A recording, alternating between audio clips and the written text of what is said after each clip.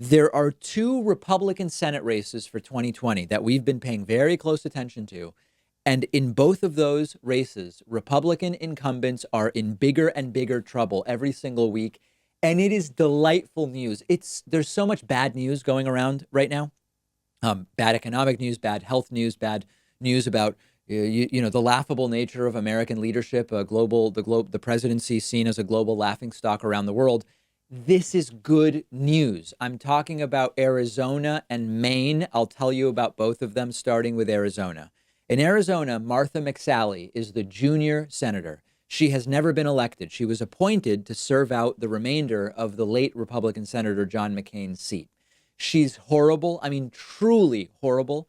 She now wants to be elected for a full term. She's running against her, rather, is astronaut Mark Kelly. Mark Kelly is the brother of astronaut Scott Kelly. Scott's been a guest on this program. Very interesting conversation. Mark Kelly is also the husband of former Democratic Congresswoman Gabby Giffords, who was tragically shot years ago. You may remember the story.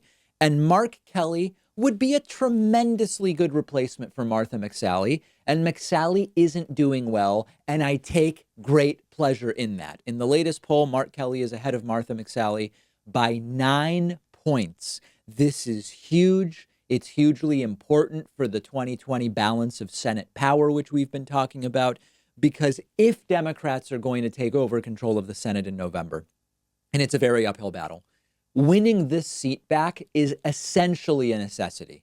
Then we go to the state of Maine. In Maine, we have our old friend, the perennially disappointed Republican Senator Susan Collins. She has a serious opponent, and that opponent is Democrat Sarah Gideon. Susan Collins was first elected in 1996. She's had pretty easy re-elections every 6 years, in 2002, in 2008, and in 2014. And she is sort of known for, this is not a great thing to be known for, but she's known for acting like she might take a stand against her own party, against the Republican Party.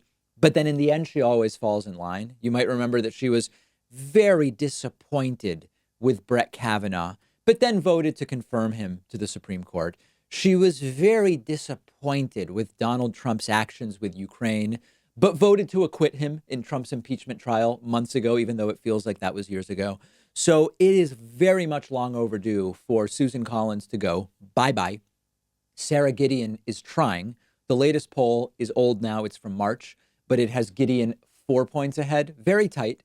But heading into her last reelection, Susan Collins had pretty high approval ratings, as high as 69% in 2014. Susan Collins' latest approval rating is 37%. Okay. Susan Collins was reelected in 2014 with a 69% approval rating. Her approval rating is now 39%. This is very bad news for Susan Collins. It's very good news for Sarah Gideon. But both of these races are going to be fights. So we can't take anything for granted. The reason I'm telling you this is not so we can all sit back and say, hey, we've got two of these that we're going to take over. Why I'm telling you this is to get you involved as you think about phone banking. If we remain stuck at home for the foreseeable future, these are two great races where you could get involved. Now, I know some of you are going to write to me and you're going to say, David, you centrist shill. Neither Sarah Gideon nor Mark Kelly are uber progressive Bernie Sanders types. That's true. But we're talking about removing some really toxic Republicans here. We should all be fighting hard for that. Neither Mark Kelly nor Sarah Gideon are as left as Bernie Sanders, but they are orders of magnitude better than what we have there right now. And it's going to be either McSally or Kelly, right? That's it. It's either going to be Susan Collins or Sarah Gideon. Those are the choices. And defeating these two would be +2 for Democrats in the Senate. We're going to lose Alabama. Right now, former Senator and former Attorney General Jeff Sessions is running against Doug Jones. Remember, Doug Jones won against in a special election against a serial accused sex assaulter, predator. I don't know what word you want to apply to him. And now Jeff Sessions wants his seat back. Jeff Sessions is winning by 13 in the latest polls. We will almost certainly lose that seat. So we need these two just to get +1. Very important. Consider phone banking there. We'll talk about other important races upcoming. Make sure you're following me on Twitter at @Pakman. Let me know how the quarantine is going for you, or if you've unilaterally decided to end your quarantine, I would want to hear that as well. I'm Pakman on Twitter. Quick break, back after this. Privacy.com is one of our sponsors, and they're giving you $5 just for using their free service at privacy.com/Pakman. Privacy is a service I've been using for a while now. I love it. It saves me a bunch of headaches. It's completely free, and it's very quick to set up. And here's how it works.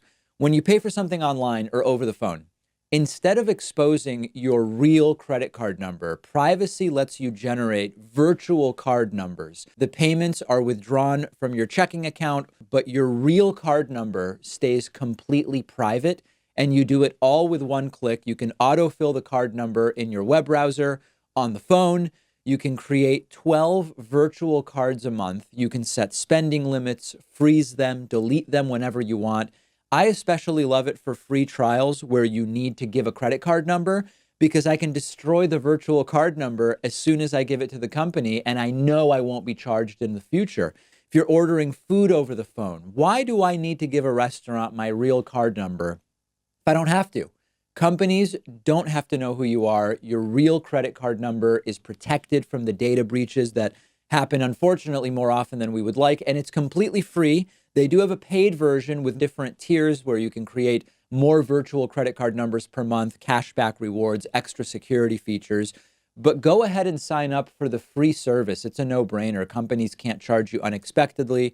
You're protected from identity theft. It costs you nothing. And Privacy is giving you $5 to spend just for signing up when you go to privacy.com/Pakman.